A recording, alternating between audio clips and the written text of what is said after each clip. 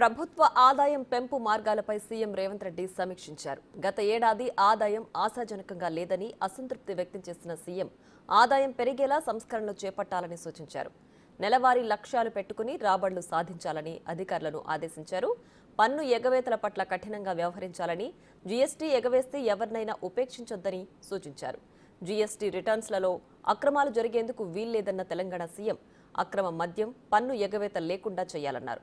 భూముల మార్కెట్ విలువలు సవరించాలని, భూముల మార్కెట్ విలువ శాస్త్రీయంగా నిర్ధారించాలని సూచనలు చేశారు.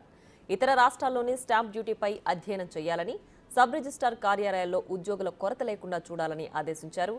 సామాన్యులకు, చిన్న నిర్మాణాలకు ఇసుక కొరత లేకుండా చూడాలని, ఇసుక అక్రమ రవాణా, లీకేజీలు అరికట్టాలని సీఎం రేవంత్ రెడ్డి అధికారులకు ఆదేశాలు జారీ చేశారు.